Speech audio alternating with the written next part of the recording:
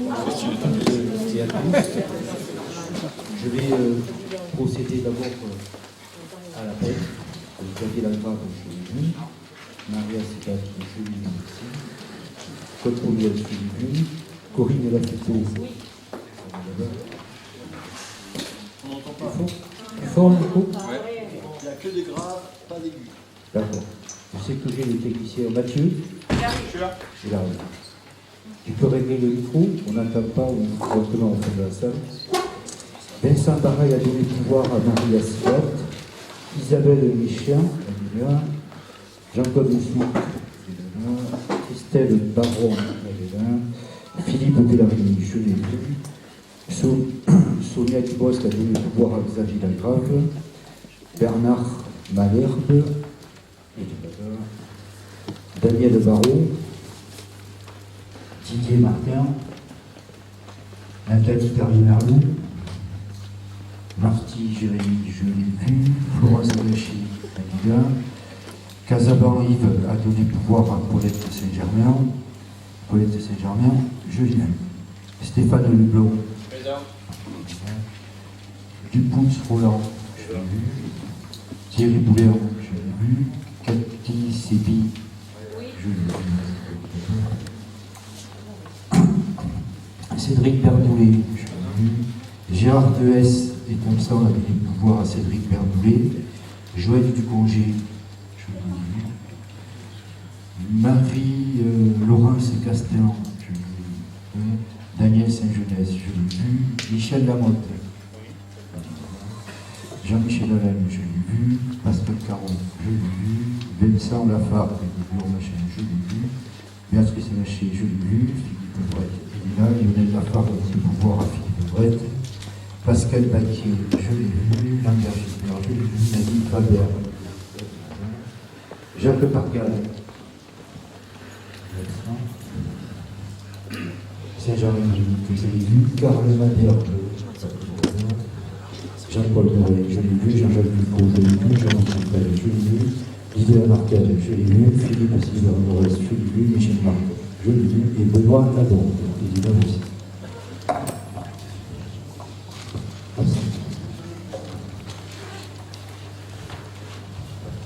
Donc il est de coutume que le maire dise un mot pour présenter sa commune. Donc il se trouve que c'est moi. Je ne vais pas présenter trop la commune de Gilles-Guébert parce que je pense que tout le monde la connaît. Je vais simplement m'attarder sur deux particularités qu'a cette commune. La première, c'est que nous avons plus de résidences secondaires que de résidences principales. C'est lié aussi à notre activité thermale, qui est la principale activité et source d'économie de la commune, même au-delà de la commune, c'est l'activité thermale. Et l'autre particularité de Gilles-Guébert, c'est que l'activité thermale génère plus d'emplois directs et indirects que d'habitants de la commune. Ça, c'est les deux particularités que nous avons. Et puis, j'annoncerai aussi, parce que peut-être que certains l'ont vu en traversant la commune, que Gilles-Guébert, depuis le mois de décembre 2019, a reçu ce qu'on appelle le classement des communes touristiques. Ça veut dire quoi? Ça veut dire qu'elle répond à certains critères pour obtenir ce classement, et c'est une commune qui aujourd'hui a aussi reçu un arrêté de la part du préfet pour ce qu'on appelle un surclassement démographique qui est reconnu pour une commune de 2670 habitants à quelque chose de près, je ne vais pas me tromper, mais ça doit être cela. Donc ce petit classement donne quelques avantages à la commune, je vous rassure, pas sur la fiscalité locale ni sur nos recettes, mais sur d'autres avantages par rapport à la gestion. Voilà, donc je pense que la réunion ne devrait pas être très longue et on se retrouvera tout à l'heure en fin de réunion autour du bar qui est juste ici, là, sur la droite, pour partager le verre de l'amitié. Voilà.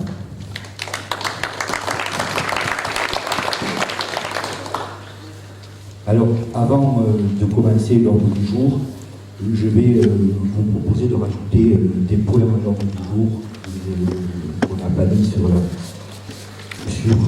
convocation. c'est une subvention pour la course landaise, et le deuxième, c'est de clarifier, ou plutôt de modifier et de délibérer pour le suppléant concernant l'adduction de potable pour le SIDEC pour la ville de Clermont-sur-Aubert. Puisque quand on a fait la mise en place, voilà, donc il fallait redélibérer au niveau du conseil, donc nous le ferons tout à l'heure. Et d'ailleurs, je vais commencer par ces deux points qui n'étaient pas à l'ordre du jour. Pour le SIDEC, il faut délibérer et au vu des compétences du SIDEC et des compétences qu'a la ville d'air déléguées au SIDEC, un accord sur la mise en place du comité territorial, il faut déléguer suppléant pour la ville d'air, et je vous propose, en accord avec la ville d'air, la candidature de Yves Casabon. Pas d'objection? Merci. Le deuxième point que je voulais aborder et qu'on a abordé en conférence des maires, c'est que nous avons été sollicités par la Fédération de la course landaise il y a déjà quelques mois, du fait de l'absence de course au niveau du territoire des Landes et du Gers, avec très peu d'activités. Et il se trouve que sur notre territoire de la communauté de communes, nous avons trois ganadères. Et donc, pour compléter le dispositif qui a été mis en place par le conseil départemental à hauteur, là j'ai récupéré les chiffres, donc je les ai dans l'exactitude, le conseil départemental a abondé à hauteur de 152 000 euros et la région Nouvelle-Aquitaine à hauteur de 70 000 euros. Le manque, le besoin des 12 ganadères pour faire vivre le bétail sur une saison s'élève à 500 000 euros. Et on a regardé un petit peu ce qui a été fait au niveau des EPCI voisins. Donc je vais vous le dire, le pays d'Orte a délibéré à hauteur de 100 000 euros, le pays Tablezat à hauteur de 22 000 euros, Mimizan 2 000, le Land de l'Armagnac 2 000, Chalosse-Tursan va délibérer, mais sur les informations que nous avons, il se situe entre 3 000 et 5 000 euros, et l'Anneau du Marsan a délibéré il y a quelques jours à hauteur de 10 000 euros. Voilà. Donc pour notre intercommunalité, en conférence des maires, nous en avons débattu, et je vais vous proposer, ce qui a été retenu à la conférence des maires, une aide de 5 000 euros. Donc maintenant, je vais ouvrir le débat, et on peut répondre, je pense qu'il y en a qui veulent intervenir par rapport à ce sujet.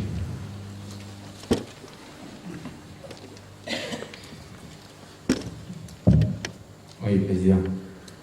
Donc, juste compléter ce que tu viens de dire, effectivement, nous, notre position, elle est claire. On se doit de défendre nos cultures, nos traditions. La course landaise, alors on s'est battu il y a quelques mois maintenant, c'était pour la défendre par rapport à notamment la sécurité sociale. Et on avait fait une réunion à Saint-Louis, on a fait une photo pour dire tout notre soutien à cette culture. Bon là, elle est mise à mal, mais comme d'autres associations peuvent l'être, ou d'autres sports peuvent l'être.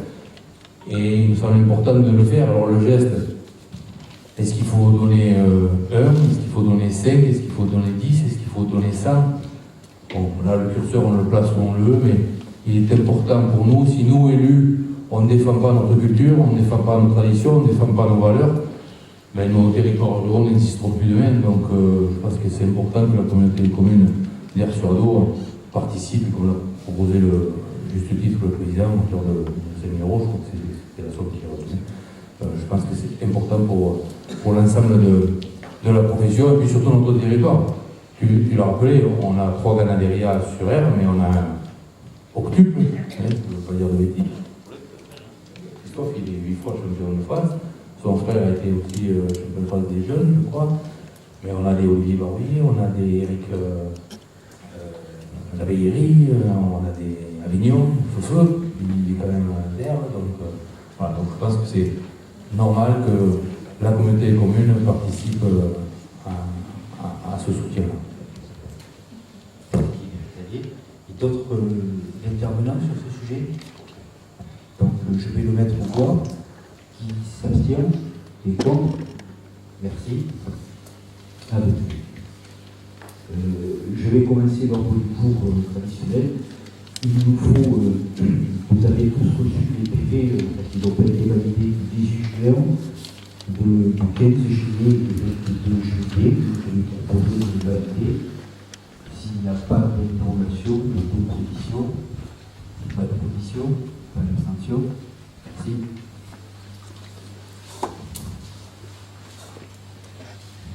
Nous allons attaquer dans le point 1, c'est la répartition du FPIC. J'ai expliqué en conférence des maires qu'est-ce que c'était le FPIC. Je vais essayer d'être très court, notamment pour tous les nouveaux élus. Alors, le FPIC, c'est un fonds de péréquation qui est abondé par toutes les communes de France, dans un pot commun, et les communes les moins riches bénéficient d'une contribution du FPIC. Donc, ce que l'on a le loisir de faire ce soir, c'est on a deux options. Soit on fait ce qu'on appelle une répartition du FPIC au droit commun, donc on ne libère pas, et chaque commune qui est un bénéficiaire sur notre territoire du FPIC recevra un petit pécule, puisque le montant à répartir sur les 56 communes et sur les 22 communes est de 56 607 euros. Donc le solde positif du droit commun, c'est ce que je vais vous demander tout à l'heure d'adopter.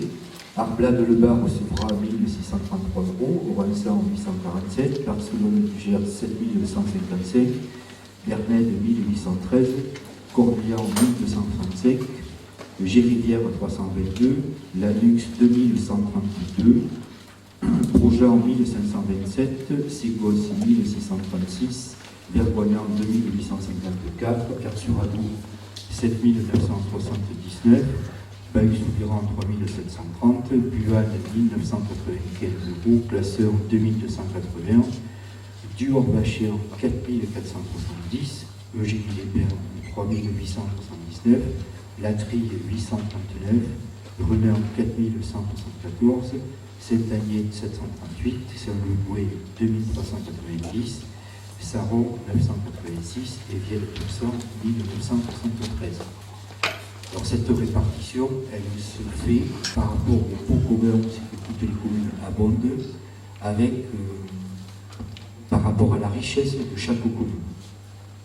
Donc voilà, compte tenu qu'on est des communes reconnues pauvres, puisqu'on est tous bénéficiaires du FPIC, et ce FPIC, pour les nouveaux, vous ne l'avez pas vu pendant 5 ans sur les comptes administratifs de vos communes, parce que lors de la précédente mandature, il avait été décidé de geler le FPIC pour financer le PLUI. Donc aujourd'hui, le PLUI est terminé, même s'il reste un solde de 38 000 euros à payer. Moi, je propose que, compte tenu que la communauté commune va bénéficier aussi d'un FPIC positif à hauteur de 90 000 euros, que les 38 285 euros du FPIC, du PLUI qui reste à payer, soient pris en compte sur le FPIC que nous allons recevoir. Voilà. Aujourd'hui, je pense que pour financer le PLUI, le FPIC n'est pas la bonne chose, donc nous aurons un débat plus tard, d'abord à la PLEC et après au niveau du conseil communautaire, pour savoir comment nous financerons dans les années à venir ou les mois à venir, que ce soit les révisions du PLUI ou si nous devons le refaire dans la totalité, le PLUI dans son intégralité.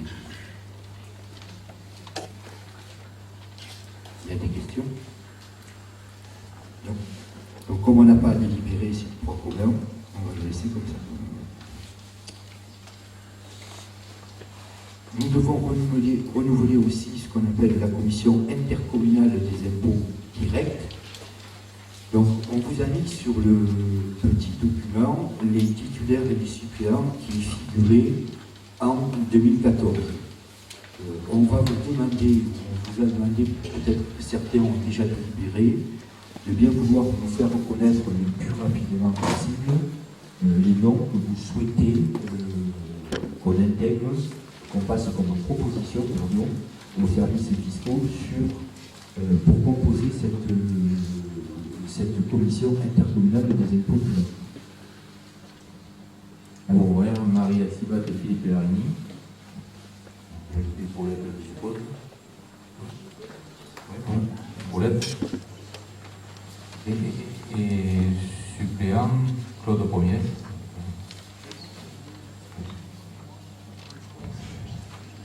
Alors pour elle, tu m'as dit, vous avez, pardon, Paulette, Maria Sibat et Philippe Larini. Maria Sibat, ok. Et dans les suppléants, Claude Pommier, c'est Florent Léger. Alors, je ne sais pas si les autres communes vous n'avez pas délibéré, vous envoyez un mail à Jean-Pierre de façon à ce qu'on puisse envoyer le plus rapidement possible ces documents. Alors, pardon.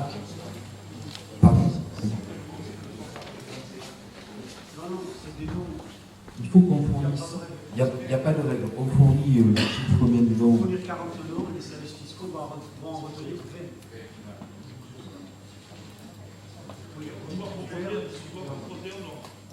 Oui.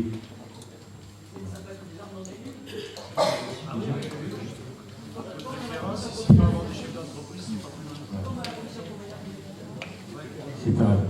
Alors, cette commission, je le dis aussi pour les nouveaux élus, elle peut se réunir pour modifier et elle aura un rôle à jouer, parce que normalement, après chaque élection, donc je pense que ça se fera en 2021, après les départementales, les zonages pour la CFE, la contribution foncière des entreprises, le territoire qui est découpé en 7 zones au niveau national, on va de 1 à 7, et pourquoi de 1 à 7? C'est parce que quand la réforme a été mise en place, chaque entreprise a déclaré le montant des loyers qu'elle le payait à son bailleur, et c'est par rapport au montant de ces loyers que les zones ont été définies de 1 à 7. Donc, si je prends un exemple pour le territoire qui nous concerne, la ville d'Erzuano a 2 secteurs. Elle a un secteur 3 et un secteur 2 dans le centre-ville d'Erzuano, notamment au niveau de la rue Gambetta. La précédente commission avait fait modifier, puisque le zonage, on ne peut pas le modifier, on pourra le modifier qu'après les élections départementales, avait fait modifier ce qu'on appelle le taux. Si on ne fait rien, on part sur une base de 1. Et on peut appliquer ce qu'on appelle un coefficient minorateur ou un coefficient majorateur. Et entre une zone 2 et une zone 3, vous avez à peu près un écart de 20% au prix au mètre carré.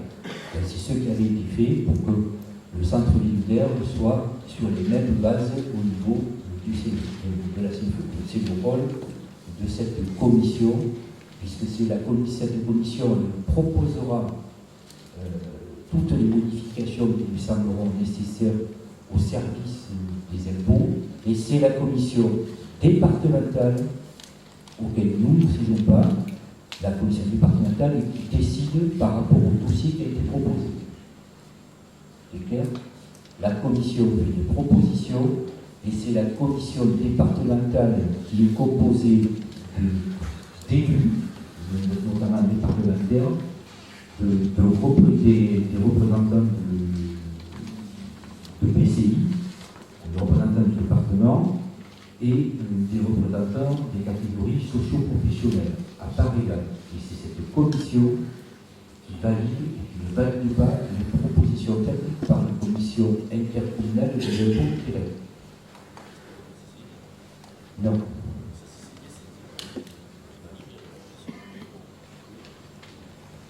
Quand on a la CCID, la commission communale, fait un rôle à peu près similaire et peut être amené à proposer des modifications de coefficients autres ou de catégories.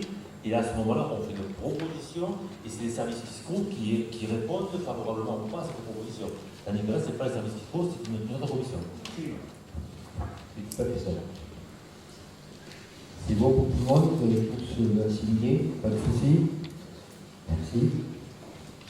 Déjà, je parle à des arrivées, donc on va le remettre sur la liste.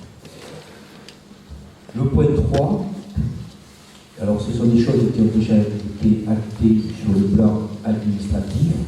C'était la provision qui a été faite pour le contentieux de l'objet lors de la précédente mandature. Et aujourd'hui, il faut délibérer pour faire la reprise de cette provision, même si elle a été actée au niveau du compte du budget. Il n'y a pas d'objection à ça? Je vais expliquer. Il n'y a pas d'objection pour ça? Donc, par rapport au contentieux de l'objet, qu'est-ce que c'est ce contentieux de l'objet que Dominique a raison de le rappeler pour les nouveaux élus? L'école privée, c'est l'objet, c'est celle qui gère l'école privée. Il y a un contentieux qui remontait, je pense, à 2015, 14-2015, qui portait sur. Il y avait plusieurs choses. Il y avait d'abord une convention qui avait été signée entre la ville d'Erbe et l'OGEC avant que l'Interco reprenne la compétence scolaire. Cette convention n'avait jamais été dénoncée, elle a été dénoncée en 2015, et l'OGEC demandait plus d'argent par rapport aux dépenses des enfants scolarisés à l'école élémentaire. Le contentieux a duré 3 ans ou 4 ans, je ne sais pas, il a été réglé cette année, en début d'année, et le tribunal administratif a tranché par rapport à l'hiver qui a été donné.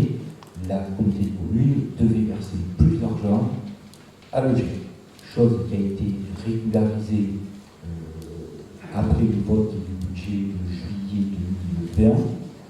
Par contre, pour anticiper cette dépense, le conseil communautaire avait, sur ses comptes administratifs, fait ce qu'on appelle une provision de dépenses de 150 000 € sur les 3 derniers exercices. Cette provision, il faut qu'on la réintègre aujourd'hui, et on doit délibérer pour réintégrer la provision. C'est clair pour tout le monde? Oui, vas-y. Est-ce que, alors à la fin, je ne sais pas si c'est tout à fait fini, puisque la dernière fois nous en avions parlé déjà, est-ce qu'on pourrait avoir une note claire et nette de savoir ce que ça a réellement coûté? C'est-à-dire, quand je dis réellement coûté, le coût de ce que le juge a décidé, que la communauté commune devait tendre à l'OGEC, mais après il y avait le coût de l'expertise, après on nous avait parlé d'agio, d'intérêt, il fallait négocier, je crois, donc il y avait ça, bon, ça je ne sais pas où ça en est, peu importe. Et les frais d'avocat, mais les frais de la procédure, parce qu'on est aidé, donc les avocats ils ne sont pas philanthropes. Donc est-ce qu'on pourrait avoir ce détail précis sur cette histoire? Ça a coûté combien après? Il n'y a aucun problème, vous l'aurez, il n'y a pas de souci dans tous les détails. Tu as tout à fait le droit de te le demander et c'est mon devoir de te le communiquer. Donc de ce côté-là, il n'y a aucun souci. On peut rajouter aussi pour les nouveaux élus que le coût de la participation à l'OGEC augmente de 70 000 € environ par an pour les enfants maternels. C'est-à-dire, ce que veut dire Dominique, c'est que jusqu'en 2019, la communauté commune participait uniquement pour les élèves d'élémentaire. Depuis la rentrée 2019-2020, le ministère, le ministre de l'Éducation a imposé la scolarité des 3 ans. Ce qui veut dire. Ça n'a aucun rapport avec ce qui s'est passé avant. Non. Non. Ce qui s'est passé avant, ce que on reprend la provision, ça a coûté aux alentours de 250 000 € à la communauté commune, tout compris. À cette somme-là, aujourd'hui, il faut rajouter une dépense supplémentaire pour la communauté commune, qui est les frais de scolarité maternelle de l'OGEC, c'est-à-dire les 3-6 ans. C'est devenu une obligation par le ministre de l'Éducation nationale quand il a rendu obligatoire la scolarité des 3 ans. Pour l'année 2020, c'est-à-dire en 2019-2020, nous l'avons payé en 2020, cette contribution pour l'école maternelle de l'OGEC et c'est aux alentours de 76 000 €. Je n'ai pas le chiffre précis, mais je le rajouterai sur notre compte, enfin sur le décompte du contentieux. Cette somme-là devrait nous être remboursée. Pour vous répondre comment et quand, je n'en sais rien, puisque puisque c'est la question que j'ai posée à Madame la préfète quand elle est venue nous rencontrer pour les maires qui étaient présents. Elle doit nous répondre, et j'attends toujours l'éclaircissement de sa réponse, je n'en ai pas. Par contre, nous devons, sur les directives que nous avons reçues, répondre au DAZEN avec le nom de chaque enfant, de chaque époux, avant le 30 septembre, pour, on va dire, expliquer la dépense des 76 000 euros. Je vais l'arrondir, c'est pas tout à fait ce chiffre-là, avant le 30 septembre. Et c'est une fois que le DAZEN prend cette note, qui doit la contrôler et la faire remonter au service de l'État. Et c'est à partir de là que nous devons être remboursés.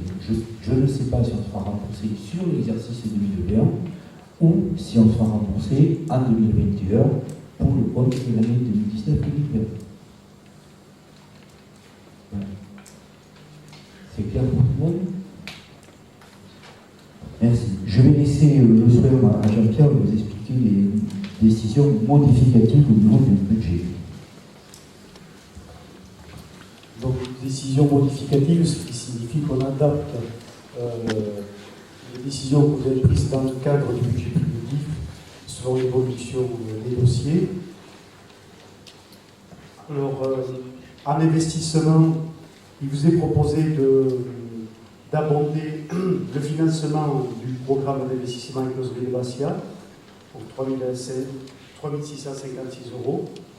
Un supplément également sur la maison de santé d'Air-sur-Adour, supplément qui est dû à l'achat de mobilier pour les logements qui sont prévus pour les stagiaires en médecine. Ils seront j'espère, amenés à loger au dernier étage de cet immeuble.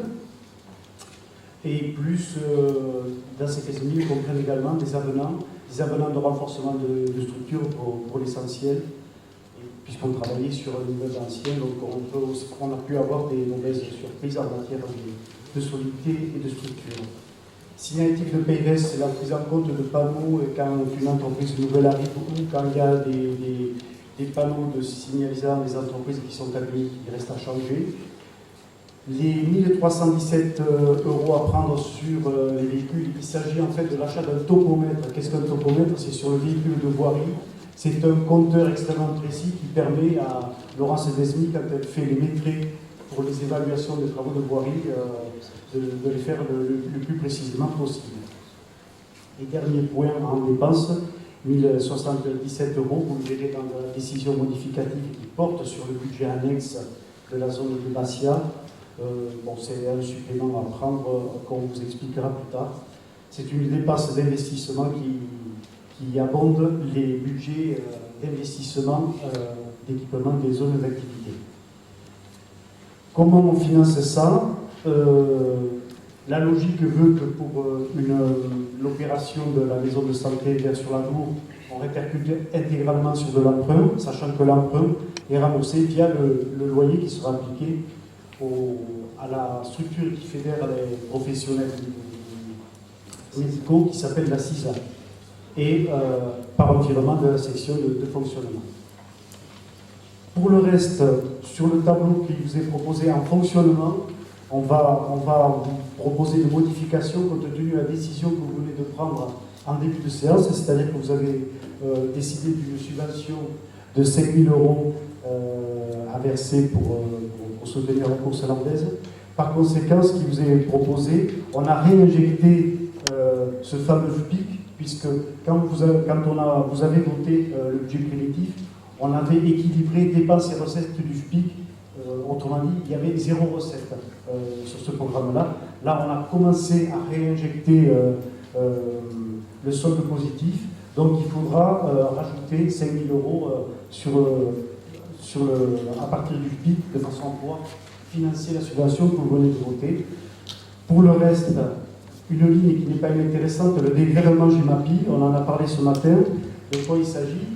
La taxe GEMAPI, c'est le moyen qu'a donné l'État aux collectivités locales qui sont désormais compétentes en matière de gestion des cours d'eau et surtout de protection contre les inondations. il n'y a pas eu de transfert de charges de l'État vers les collectivités locales. On a autorisé les collectivités locales à générer une nouvelle taxe, à créer une nouvelle taxe. C'est ce qui a été fait ici pour financer donc, les participations, notamment au syndicat des rivières. Or, étant donné que cette taxe est instituée par les collectivités locales, tout ce qui est dégrèvement est à la charge de ces mêmes collectivités. Voilà. Donc on se retrouve avec ces c'est un peu plus de 1 000 euros correspondent à des dégrèvements, taxes d'habitation. Oui, que je sois clair aussi, la taxe GEMAPI est indexée sur les 4 taxes locales que vous connaissez, notamment la taxe d'habitation et la taxe foncière. Voilà. En dépenses, vous retrouvez les 7 718 qui financent l'investissement tableau plus haut. Et vous voyez en haut les premières lignes, prélèvement FPIC, reversement FPIC,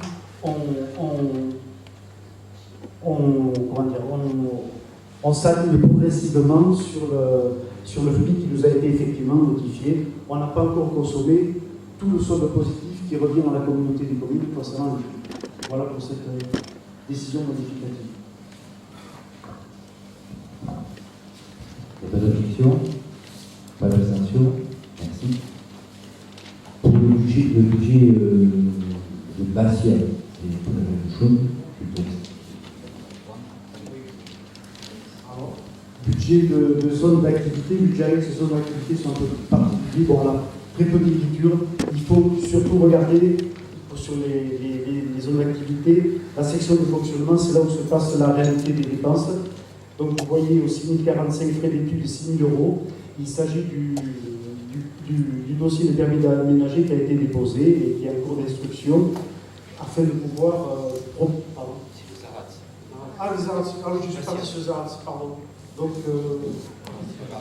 on reste sur les Zarats. Permis d'aménager sur les Zarats, puisque l'objectif est d'arriver à viabiliser une dizaine de lots en réponse à la demande d'entreprises locales. Donc, pour le reste, vous voyez que vous avez la même somme qui s'équilibre et qui tourne sur l'ensemble des lignes. Ce qu'il faut regarder, la dépense réelle, c'est bien les frais d'études de 6 000 euros, et en face, ce qui équilibre, c'est l'emprunt 6 000 euros en haut. Voilà. Le reste, ce sont des écritures d'ordre qui établissent des stocks, puisque les budgets de lotissement sont des budgets de stock. Et je reviens donc au budget Bastia. Là, il s'agit de financer des travaux d'équipement électrique. Sur la zone de Bastia, on nous avait dérobé des câbles électriques, des gros câbles électriques d'éclairage public notamment. Donc il a fallu les remplacer. Cette opération a coûté 4 701 euros. Pardon, 4 701 euros, financée en grande partie par le syndicat d'électrification du GES pour 3 624 euros. Donc vous voyez, et donc ces 4 700 euros sont financés d'une part par cette subvention du syndicat d'électrification, plus en recettes d'investissement, l'avance du budget principal qui vous a été présenté sur la première DM, le budget principal. Donc pas grande chose. Et dernier budget annexe, le budget annexe des affaires scolaires, il s'agit là tout simplement d'un rééquilibrage entre 2 programmes d'investissement, autrement dit, on rajoute 5 400 euros sur le programme de réflexion d'école du MAS, pris sur un autre programme où on n'a pas besoin de cette somme-là, de divers investissements sur les écoles de niveau. Voilà. C'est clair pour tout le monde? Pas d'objection? Pas d'abstention? Merci. Il nous faut, donc, le percepteur, comme vous avez écrit, pour des admissions à non-valeur sur des créances, et donc il faut délibérer pour passer ces créances en non-valeur. Donc il y a 958 euros sur le budget principal. Ça concerne au niveau des médiathèques, des livres qui ne sont pas restitués. Et au niveau du budget des affaires scolaires, les 1257 euros, c'est des cantines impayées. Donc toutes les procédures ont été faites, et je sais que dans vos communes, vous connaissez un petit peu le principe de la créance en non-valeur. Donc je vais vous demander de délibérer s'il n'y a pas d'abstention là-dessus, pour l'opposition. Merci. Donc maintenant, je vais vous demander de m'autoriser à demander des subventions complémentaires ou nouvelles. En ce qui concerne la réalisation de l'unité de jour pour l'EHPAD, il y avait eu un financement qui avait été fait à hauteur de 300 000 €, c'est-à-dire l'acquisition et des travaux sur lesquels on avait bénéficié du DETR de 98 116 € hors taxe. Et je vous propose de m'autoriser à demander une subvention complémentaire au conseil départemental de 53 600 €. Il n'y a pas d'opposition, pas d'abstention. Merci. Je vais vous aussi demander de m'autoriser à déposer des subventions sur un dossier dont nous aurons à discuter et à débattre en fonction du retour des subventions dans les prochains mois, c'est les prochaines semaines, on verra. C'est la rénovation du réfectoire du centre de loisirs. Donc pour cela, je souhaite solliciter le soutien à l'investissement local à la DSI et une demande de subvention au conseil départemental, à la région Nouvelle-Aquitaine et à la CAF que je reçois le 2 octobre. Il n'y a pas d'objection. Demander des subventions n'est pas encore une certitude que les choses se feront. Nous prendrons le temps d'en débattre et d'en discuter quand nous aurons complètement bouclé le budget, c'est-à-dire dans quelques semaines, je l'espère. Oui. Effectivement, de demander des subventions, c'est très bien, c'est une question de choses. Le souci qu'on pourrait avoir, c'est que si l'investissement ne devait pas se faire pour diverses raisons, ces demandes qu'on ne fait pas pour. qu'on a fait pour ce dossier, on ne les fait pas pour d'autres. Donc, on pourrait se faire des subventions sur d'autres dossiers.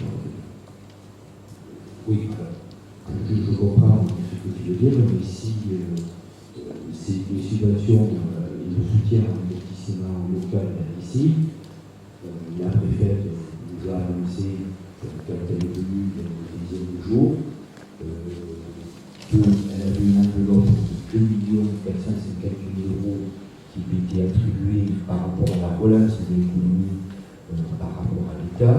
C'est l'enveloppe départementale qui devrait être abordée d'une deuxième enveloppe courant novembre. Et je pense que si nous ne faisons pas cette démarche pour moderniser le centre de loisirs, si nous faisons les travaux, d'autres le feront à notre place. Donc je pense qu'il est toujours bon de se positionner sur un dossier comme ça, et une fois que nous aurons tous les éléments, nous aurons largement le temps de débattre. Aujourd'hui, on n'est pas sur une orientation budgétaire, on n'est pas non plus sur le positionnement qu'on fait ou on ne fait pas. On est aujourd'hui sur une phase d'étude pour une réalisation future. Donc, demander une subvention, ça ne mange pas de pain. Je peux mettre au revoir, mais j'entends ce que tu dis. Non, je ne dis pas d'accord. Bon, je dis c'est dommage, enfin, ça pourrait éventuellement être dommage. Si on avait d'autres projets ne pourront pas être. On ne pourra pas solliciter des actions, puisque. Oui, sauf que tu connais les dossiers de demande de subvention. La CAF, tu sais sur quel dossier elle va subventionner. Elle va subventionner sur de l'aide pour de la petite enfance, c'est-à-dire que si on. Pardon? Je parlais de la DSIL. Oui, le soutien à l'investissement local, aujourd'hui, à moins qu'on ait un projet d'école de musique de la matière, je ne l'ai pas encore, mais s'il viendra, donc on aura toujours du soutien à l'investissement local l'année prochaine. Donc je pense qu'en 2021, on pourra toujours bénéficier du lycée. Il n'y a pas d'objection? Oui. J'ai une question peut-être bête, mais on est sur 2 départements. Et pourquoi on ne demanderait pas des subventions aussi aux autres, au Gers? Ta réponse, ta question n'est pas bête. Il n'y a jamais de question bête. Pourquoi on demande au Gers, quand on est sur une demande de compétence spécifique par rapport au GERS notamment et à l'action économique. Où on peut avoir des subventions sur le GERS, pardon, par exemple sur la mobilité. On a déjà sur le transport et la demande. La communauté de communes est une communauté de communes landaise. Donc, pour voilà, la subvention d'État, seul le préfet des Landes nous connaît. Et la zone de Barcelone a Voilà. été financée Par par défaut. des crédits d'État Des Landes. préfecture des Landes. Voilà. Et des grosses sommes. Puisque la communauté des communes d'Air-sur-Ardour est une communauté de communes dont le siège est dans les Landes, elle est réputée être landaise. Donc on ne peut pas demander des crédits d'État à l'État gersois, mais on le demande à l'État avec des enveloppes landaises, sur les enveloppes landaises. S'il n'y a pas d'objection, pas d'opposition, on va demander une subvention.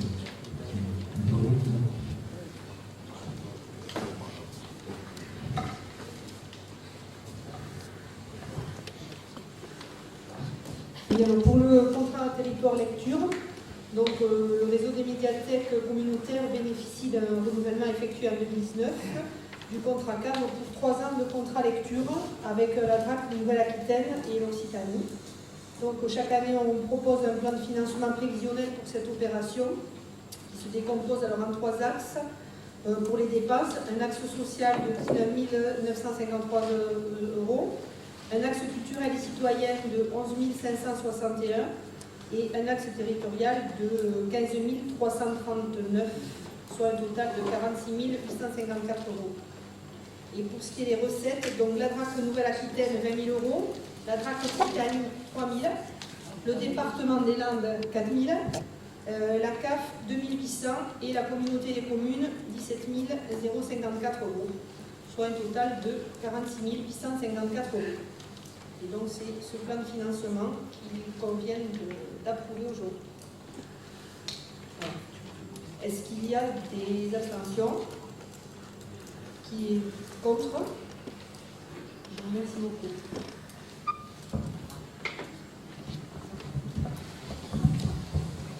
Merci. Il faut délibérer pour rectifier une petite écriture qui n'était pas conforme au niveau de la délibération précédente sur la taxe de séjour, puisqu'on avait voté le vote pour les non classés. Au niveau de l'annuité, c'est 5% de la valeur de l'annuité à laquelle correspond la taxe de séjour. Par contre, au lieu d'écrire 5%, il avait été écrit 7,5%. On avait tenu compte de la taxe additionnelle départementale. On n'a pas à le mettre dans notre délibération. Donc, il faut qu'on redélibère par rapport à ce taux de 7%. Il n'y a pas d'objection.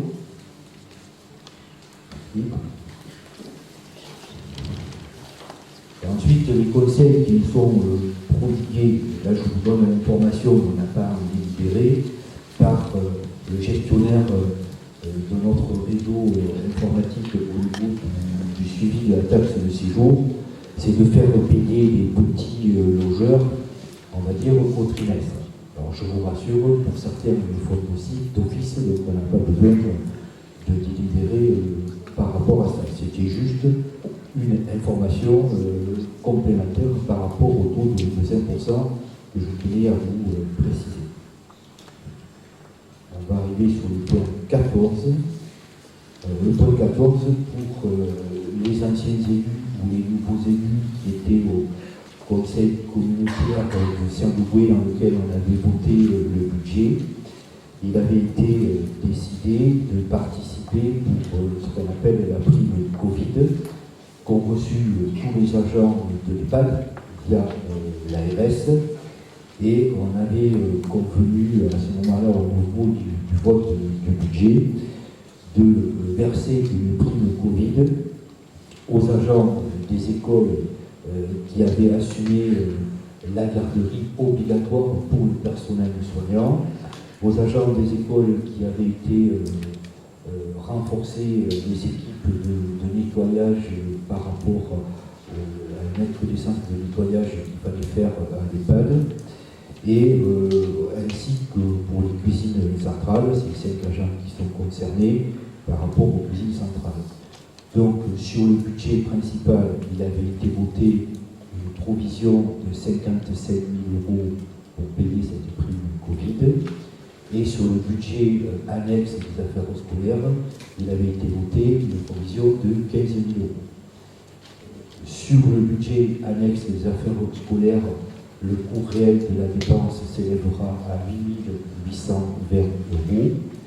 Et sur le budget principal, ce n'est pas 55 000 qu'on dépensera, c'est 15 729 €. Pourquoi ? Parce que, au-delà de la décision qui avait été prise de financer 1 000 € comme le préconisait l'État par agent, ça concerne les 55 agents, 55 000 €, le conseil départemental est venu abonder à hauteur de 75% au prorata du temps passé par les agents. Donc le coût réel pour les agents du soin à domicile, c'est plus 39 000, mais c'est plutôt 29 800 et quelques. La subvention est de 29 800, donc le coût c'est à 9 729.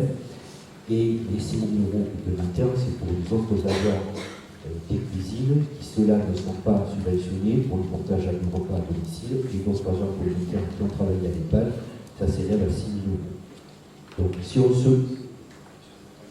Voilà, on a annexé sur le temps réel. Si on se résume, on a sur le budget principal 55 729 € de dépenses pour 55 000 provisionnés. Sur le budget annexe des affaires scolaires, on a 8 820 € de dépenses pour 15 000 € de provisionnés. Chose qu'il faut aussi que je dise en complément, le conseil départemental, alors je ne sais pas si vous avez pour me donner la date tout à l'heure, a décidé de redélibérer parce qu'il souhaite mettre un minimum à la prime de 500 €. Ça veut dire que pour nous, collectivités, on n'aura pas de dépenses supplémentaires. Et je ne sais pas si tu as eu la date, tu as dit ou pas. Tu la cherches ?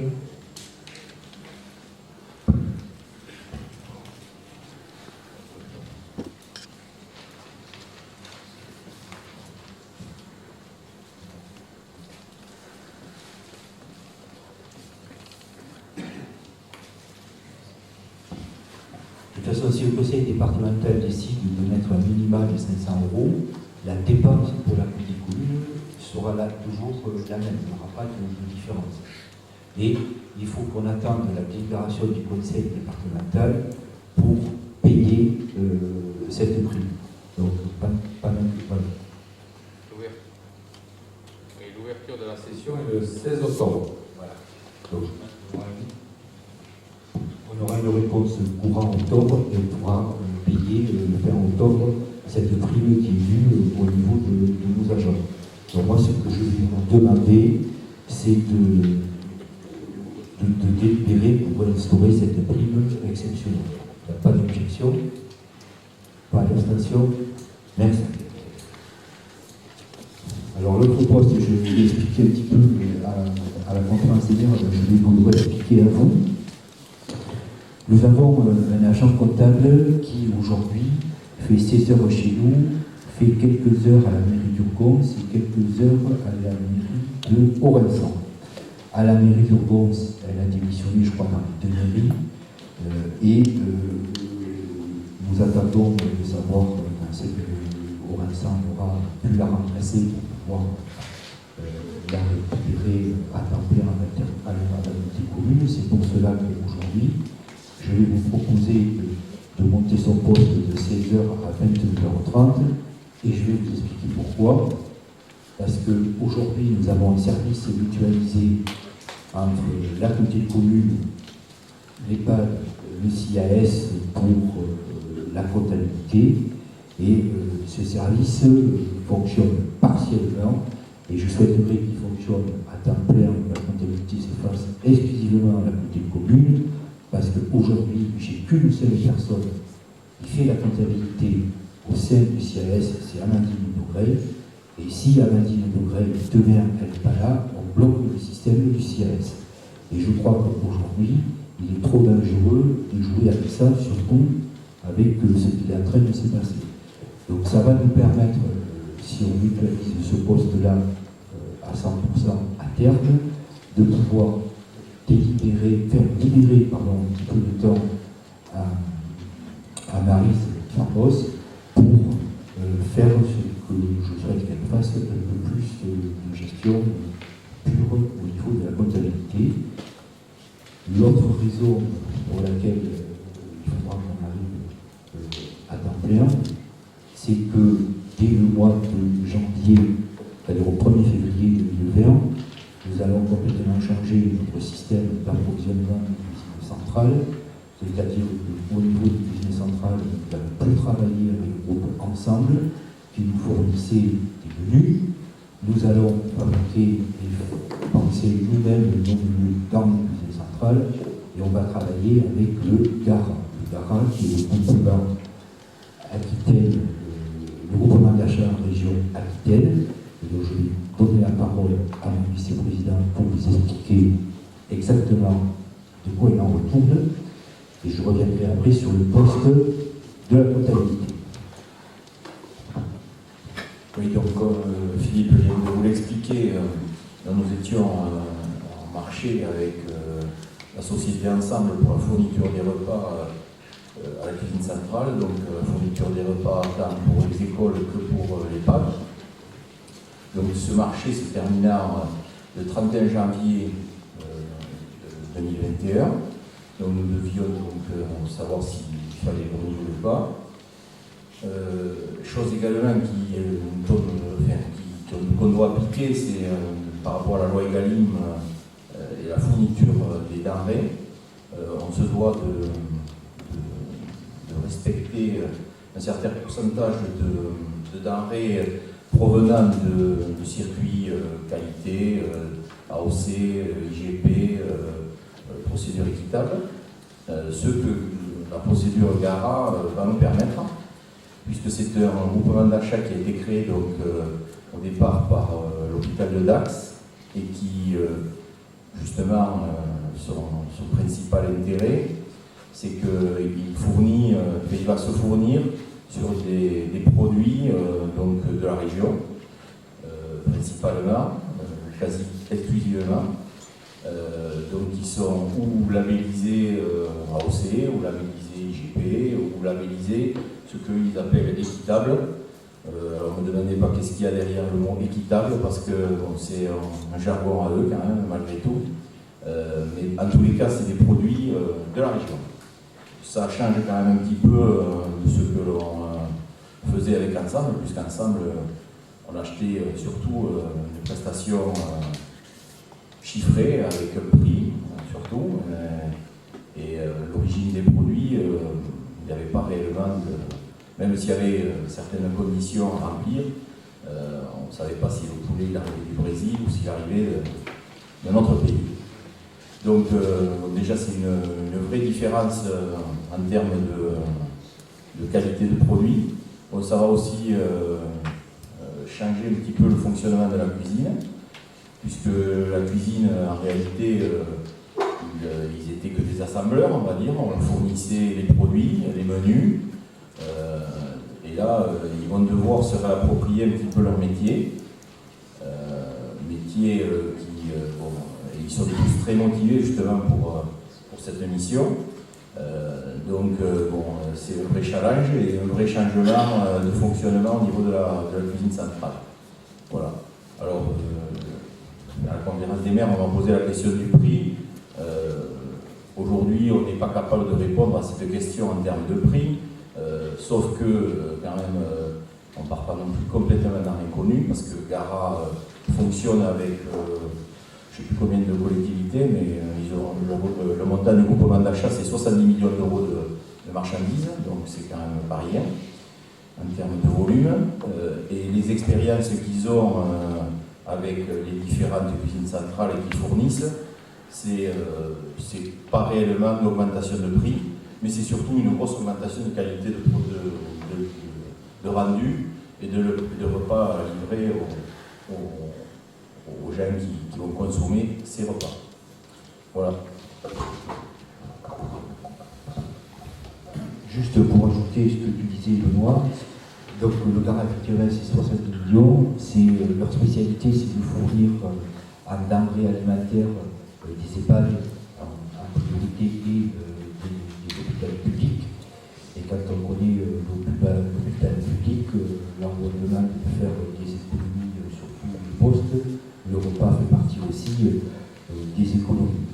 Au-delà de ce que je viens de dire, il faut rajouter aussi qu'on ne partira pas non plus dans l'inconnu par rapport à l'équilibre alimentaire, puisque le Gara est en cours de développement d'un logiciel spécifique qui servira, qui aura multi-fonctions, qu'on devrait obtenir dans le courant du mois de septembre au plus tard 2021, qui aura plusieurs fonctions. On pourra calculer chaque fois qu'on pourra notre menu, pour que le cuisinier préparera un menu, le coût matière par repas, l'apport calorique ou nutritionnel par repas, y compris, je pense plutôt à l'EHPAD, mais aussi aux écoles, où c'est qu'on a besoin d'avoir quelques garanties par rapport à cela, et ça nous permettra d'avoir aussi une gestion directe de nos commandes par rapport à la conception des menus que nous ferons ensemble.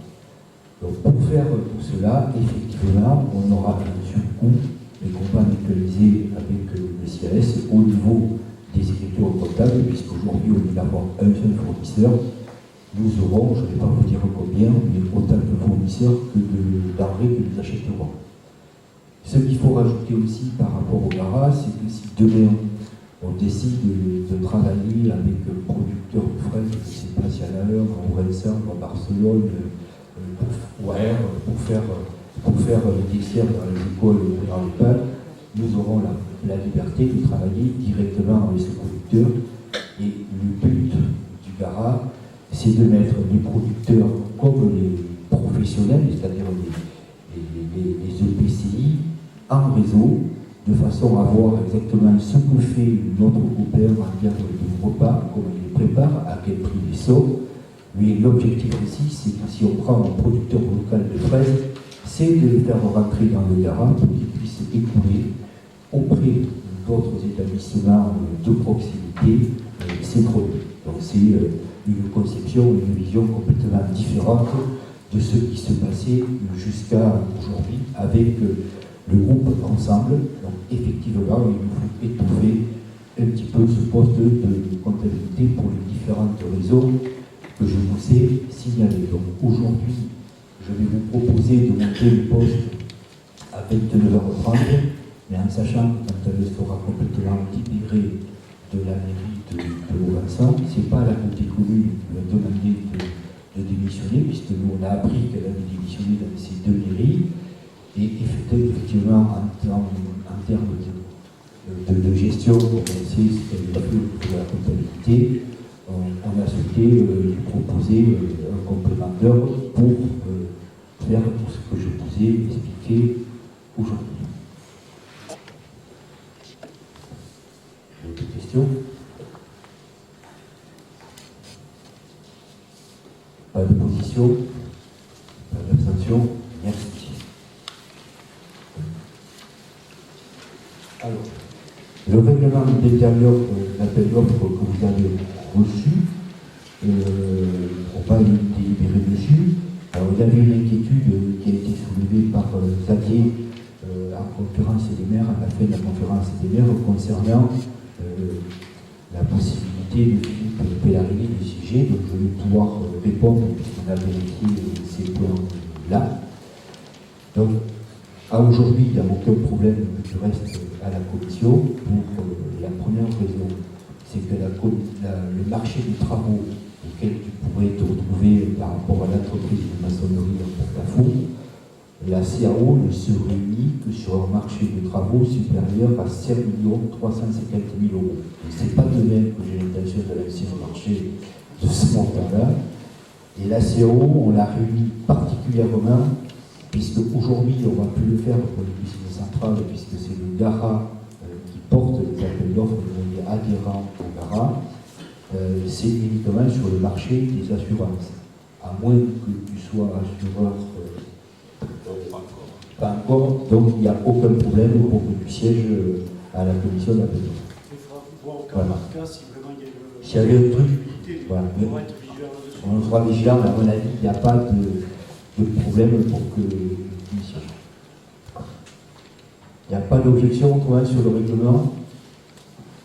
Donc, on va l'adopter comme ça. Merci.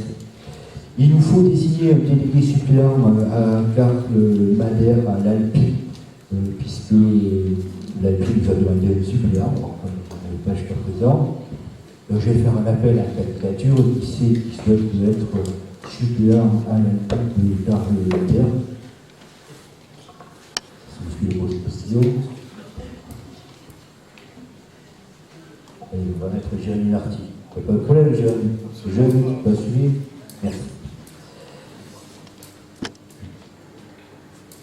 Il convient de déterminer au niveau des différentes commissions qu'il existe, moi je vais vous proposer de créer 5 commissions thématiques. Sur le document, on a marqué 6, mais il y en a une qu'on va faire 2 en 1 parce que ça me paraît judicieux.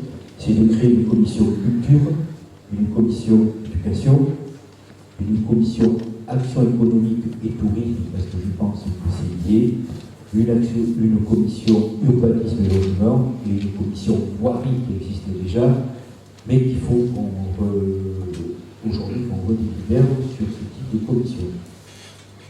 S'il n'y a pas d'opposition pour le nombre de commissions, je vais faire appel aussi à vous, surtout au maire, pour qu'il nous fasse connaître les noms, même si c'est pour la plupart déjà fait, notamment au niveau de la voirie, je sais que c'est fait, que ça ne devrait pas changer, mais pour les autres communes qui n'ont pas encore délibéré, de le faire passer le plus rapidement possible.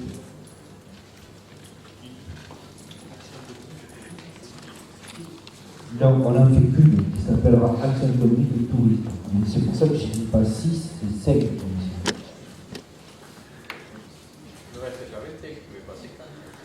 Pardon?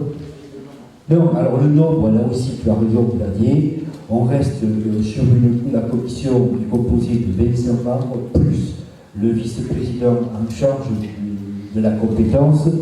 Et il vous est proposé de travailler comme les années antérieures. La ville d'Air étant la ville la plus représentative en nombre, nous avons 3 délégués et 1 délégué par commune. C'est clair? Donc, quand vous rentrez, vous nous envoyez les délégués le plus vite possible, de façon à ce que les vice-présidents puissent réunir au plus rapidement, pour certains ils l'ont déjà fait, leur commission. C'est bon pour tout le monde? Merci. Je vais passer la parole à mon vice-président en charge de la voirie, qui va vous présenter les fonds de concours. Oui, petit rappel. Donc, pour certaines opérations de voirie, quand on a des compétences qui sont communes sur un chantier, entre la compétence communale et la compétence communautaire, on a fait le parti depuis de nombreuses années de faire des travaux ensemble. On a un seul maître d'œuvre et maître d'ouvrage également. C'est souvent la communauté des communes qui monte, qui suit le chantier. Et ensuite, on répercute à la commune le coût de la part qui impacte la commune sur la partie communale. Donc, c'est pour ça qu'on vous demande de bien autoriser la demande des fonds de concours. L'an dernier, on avait fait des travaux à air sur la rue de la Châtaigneraie. Donc, il y a un détail qui vous est donné. Sur les 177 000 € qui ont été dépensés, 41 000 étaient impactés par la partie communale d'Air. Donc, c'est ce fonds de concours de 41 921 € qui va être appelé à la ville d'Air. Même chose pour la commune d'Orensan, donc c'est assez rare pour les communes rurales, mais là il se trouve que la commune d'Orensan refaisait le centre-bourg, et donc sur le centre-bourg, on a refait l'aménagement complet, et il y avait un espace au milieu, là, devant la mairie et autres, qui appartenait à la mairie. Donc on a fait un projet global, et on demande donc sur 73 000 €, on demande 15 000 € de fonds de concours à la commune d'Orensan. Pour ces montants étaient actés auparavant, simplement aujourd'hui, il est proposé d'autoriser à demander ce remboursement des fonds de concours. En suivant sur le point d'NT1, c'est la même chose, mais là on anticipe, on parle des projets qui vont arriver. Donc il s'agit Pour la ville d'Air, encore des travaux de la rue de Garolet. Donc là, on est sur des montants estimés à 58 000 € de travaux. Et on va demander un fonds de concours de 16 917 € à la ville d'Air. Donc dans ce cas-là, on fait les choses en deux fois. On fait une convention où on établit qui fait quoi pour chaque chantier. On explique vraiment qui fait quoi, qui a la compétence de quoi. Par exemple, pour le pluvial, nous on met le collecteur principal au milieu de la rue et la ville d'Air paye les raccordements des maisons. Quand il y a une rue en ville, nous on fait la chaussée et les trottoirs sont à la charge de la commune. Voilà, c'est ça, les fonds de concours, c'est ça. Et donc, ça c'est pour la ville d'Air sur ce montant-là. Donc nous, on autorise le président à signer cette convention. La ville d'Air, un conseil municipal, vote et délibère pour signer cette convention également. Et on peut la acheter des travaux, et comme ça on est tranquille. Et on ajuste à la fin des travaux le montant exact du fonds de concours. Même chose pour la commune de Bahus. Pour la commune de Bahus, c'est un peu particulier, c'est une route communautaire qui débouche, c'est une route départementale. La commune souhaitait élargir l'accès pour faciliter l'accès aux camions d'engins. Nous, on estimait, communauté commune, que c'était quand même pas tout à fait indispensable. On a dit, ok, on le fait pour améliorer, mais à condition que la commune paye la partie de 50%. Donc ça fait partie des conventions que l'on a avec les communes. Quand le projet est plus ou moins valorisant pour la voirie, on demande à la commune de participer à 50%. Et donc le montant total, c'est 4 165 € de travaux estimés. Et on demande un fonds de concours de 2 089 €. Donc là, c'est pareil, on signe des conventions, les communes signent, et ensuite, on appellera le fonds de concours une fois que les travaux seront faits. Quelqu'un souhaite d'autres précisions avant que vous délibère, il n'y a pas de problème là-dessus. Bon, moi, je vous demanderai, j'inviterai, parce que c'est un peu aussi ce que j'ai demandé au service technique, c'est-à-dire à Laurence Desmith et au vice-président Dominique Saint-Germain, c'est qu'on démarre les travaux après la signature de la convention pour éviter tout conflit après. Donc, sur cette base-là, est-ce qu'il n'y a pas de problème? Une autorité? Pas de souci? Merci. Le dernier point, c'est de m'autoriser à signer une convention avec la région Occitanie, là, en l'occurrence, pour participer à 70% du déficit de transport à la demande. Il n'y a pas d'objection? Pas d'opposition? Merci. Alors, je vais d'abord terminer dans les questions diverses. Je donnerai deux autres informations après. Dans les questions diverses sur les marchés de travaux signés, le président doit vous informer de ce qui a été signé sur délégation. Pour les travaux de fauchage des accotements au niveau communal et communautaire, c'est le lot 5 pour Vienne-Tursan, Saint-Louis, Luan et Classeur. C'est Marc Errant qui a eu le marché Pierre-sur-Ardour pour 13 760 €.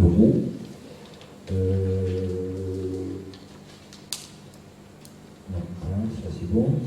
Pour la création du fonds documentaire et d'enregistrement sonore des images de médiathèque communautaire, le lot 1 pour les achats de CD a été attribué à GAM à Annecy pour 1 600 € hors taxe minimum, avec un maximum de 3 000 € hors taxe de commande. Pour le lot 2 des DVD, c'est RDM Vidéo avec un minimum de commande de 3 300 € hors taxe et un maximum de 6 000 € hors taxe. Pour l'acquisition des photocopieurs avec contrat de maintenance pour les 12 écoles et 1 pour les cuisines centrales, c'est l'entreprise Bureautech à Montmarsan qui a eu le marché pour un montant d'acquisition de 50 219,40 € hors taxe. Pour un montant de maintenance prévisionnelle estimé sur 4 ans à 6 960 €. Puisque les copieurs, on les achète, on ne les loue pas sur le marché. Une autre information que je souhaite donner, je voulais remercier l'Union des commerçants à Turin pour geste qu'ils vont faire jeudi à 3 collectivités, en l'occurrence à la polyclinique d'Échelle, au centre Jean Saral et aussi IAS, puisqu'ils vont remettre un chèque de 1 100 € à chacune de ces structures. C'est le fruit des ventes, des bénéfices et des masques qu'ils ont réalisés pendant la période de confinement. J'ai eu aussi un entretien avec Renaud Lagrave, qui est le vice-président de la région en charge du dossier de la mobilité, puisque nous aurons à nous prononcer en mars, d'ici le mois de mars prochain, sur la prise ou non de la compétence mobilité. Moi, je vous conseille, je vous proposerai de ne pas la prendre et je vous expliquerai pourquoi. Donc, j'en ai discuté avec Renaud Lagrave. Il sera possible de faire des conventions avec la région Nouvelle-Aquitaine, que ce soit pour le transport à la demande et aussi pour le taxi social. Des conventions qu'on pourra certainement faire aussi la ville d'Aire-sur-Adour par rapport aux liaisons de bus. Et pour ce faire, Xavier Lagrave doit venir nous rencontrer. Renaud Lagrave, pardon, excusez-moi, Xavier. Pourtant, tu ne m'as pas perturbé ce soir, je suis désolé. Vice-président de la région. Tiens, je t'avais déjà monté vice-président de la région, tu vois, comme quoi. Donc, Renaud Lagrave va venir rencontrer dans le courant du mois d'octobre le bureau, et il a aussi prévu de faire une rencontre au niveau des différents présidents de ce pays, de PCI du département, pour leur expliquer la position et qu'est-ce qui sera possible de faire et de contractualiser avec la région sur ce problème de la mobilité. Voilà, donc moi j'en ai terminé avec l'ordre du jour et je vais vous donner la parole par rapport aux questions diverses si jamais. Oui, Président, juste une information.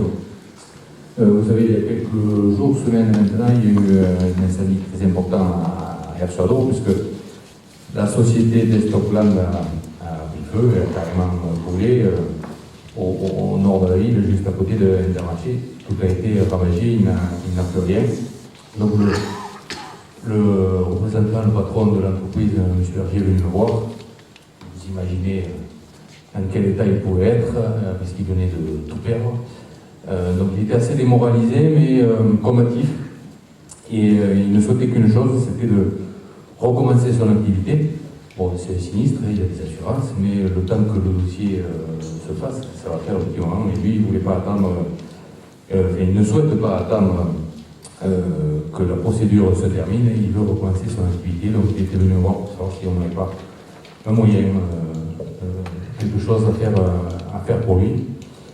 Alors après en avoir discuté avec les élus, il se trouve qu'on a un bâtiment qui s'appelle l'ancienne halle au vêtement qu'on avait récupéré juste suite à une préemption de la communauté commune. La communauté commune nous avait laissé la préemption, puisqu'à l'époque, il y a 4 ou 5 ans, la municipalité avait émis l'idée, le souhait d'y faire une maison des associations.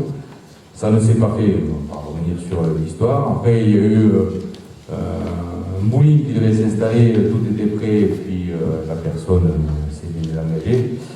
Et il se trouve que nous avons décidé au budget de cette année de la municipalité, donc le VP, nous avons décidé, nous avons voté une étude pour savoir ce qu'on allait faire sur la ville d'Aire-sur-Adour en matière d'association au niveau des locaux. Donc savoir dans quel bâtiment on allait le faire. C'est une étude qu'on a validée à l'unanimité. Donc voilà. Donc le temps que ça se fasse, ce bâtiment, on n'en fait rien. Il nous est apparu judicieux de pouvoir le mettre à disposition de cet entrepreneur qui avait envie de recommencer son entreprise. Donc c'est ce qu'on va faire, on va lui mettre à disposition le temps, donc je dis, de la procédure. En règle générale, en moyenne, il faut compter à peu près 2 ans, le temps de la procédure administrative, judiciaire et la reconstruction du bâtiment, parce qu'il va recommencer son activité en lieu et place. Donc au maximum 2 ans, il occuperait ce bâtiment.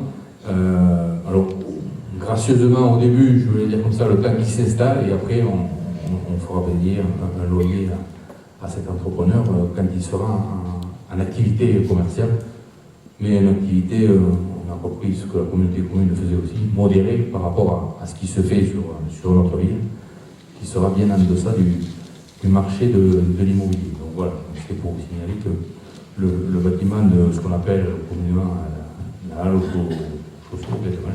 vêtements, donc sera repris temporairement par Desktopland. Voilà.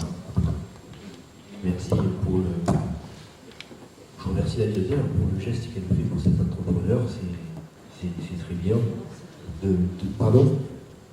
Qui finance la mise aux normes d'accessibilité. Alors, nous avons fait passer, ça a commencé lundi, nous avons fait passer tous les corps de métier nécessaires pour que le bâtiment soit aux normes et pour être mis à disposition, puisque c'est une location, donc on se doit d'avoir le bâtiment. Donc tous les corps de métier, l'électricien, le plombier sont en train de préparer le bâtiment.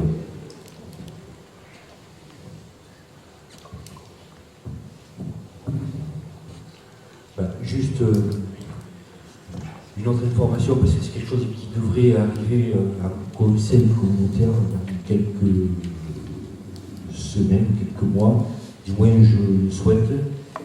La ville d'Aire s'est portée candidate pour le programme des petites villes de mer. Je souhaite qu'elle soit retenue au niveau de la préfecture de région, puisqu'il va y avoir 127 communes sur la région Nouvelle-Aquitaine de moins de 20 000 habitants qui seront retenues, et il y a un peu plus de 300 et quelques candidatures qui vont être déposées, et le résultat des courses par rapport si R sera double retenu sera, si tout se passe bien, connu fin décembre ou plus tard, normalement janvier.